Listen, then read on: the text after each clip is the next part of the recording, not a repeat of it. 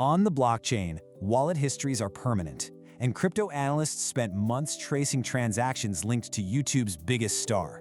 Welcome to this explainer, where we're launching a full forensic cyber investigation into the complex web of crypto transactions and the massive on-chain audit that literally has the entire crypto space talking right now. While a social media post, a YouTube video, or a tweet can be deleted in a fraction of a second, the blockchain's ledger? It's an immutable public record. Every transfer, every purchase, every single sale is timestamped and permanently visible to anyone with the right analytical tools. And, well, those tools have uncovered a truly staggering figure. We're going to analyze how a network of over 50 interconnected wallets reportedly generated $23 million in profits through strategic crypto trading and token promotion.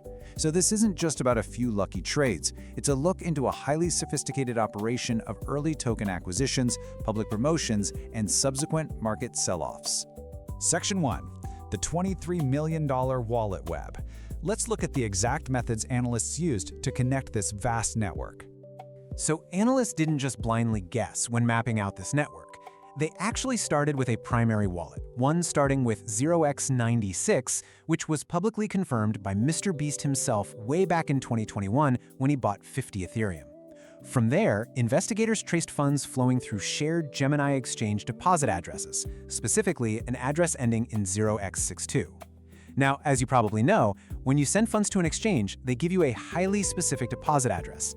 Seeing multiple, seemingly unrelated wallets all routing funds to this exact same Gemini deposit address, that's a massive indicator of shared ownership.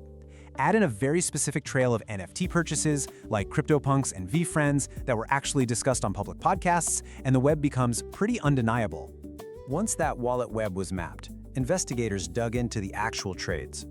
What you're seeing here is a breakdown detailing the estimated multi-million-dollar profits realized from low-cap initial DEX offering or IDO token allocations. The profits are heavily concentrated in just a few key projects. We're talking over $11 million from Superverse, $4.6 million from Eternity Chain, and millions more from Polymon, Stake, and AIOZ.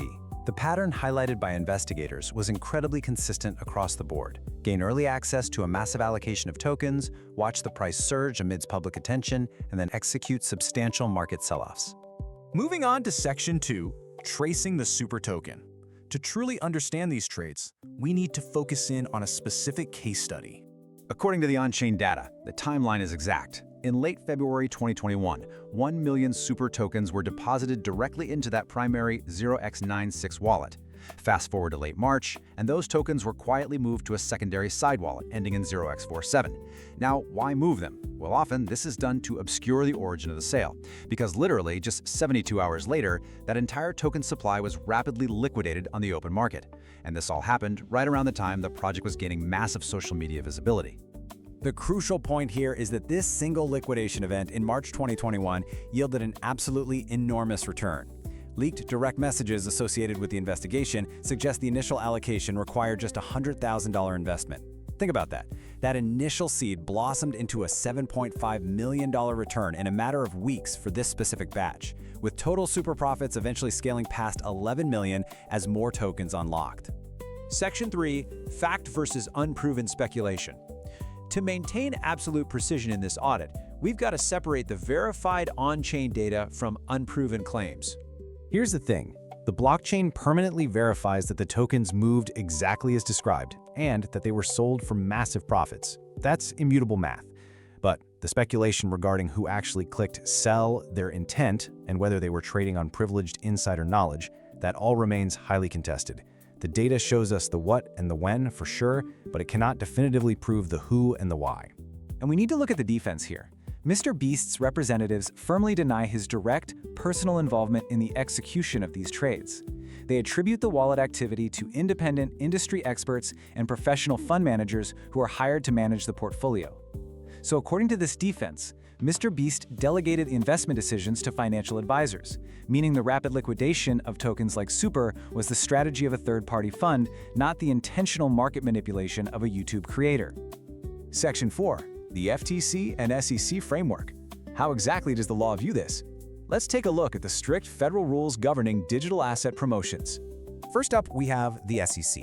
Under Section 17B of the Securities Act, if a crypto token qualifies as a security, failure to disclose the exact nature and amount of compensation received for its promotion is a direct violation of anti-touting laws. It's basically designed to protect the public from promotions that might look like unbiased opinions but are actually bought and paid for. Furthermore, the Federal Trade Commission plays a massive role here too. Their guidelines strictly require that any material connection between an influencer and an endorsed product must be clearly and conspicuously disclosed up front. You can't just bury a hashtag at the bottom of a post.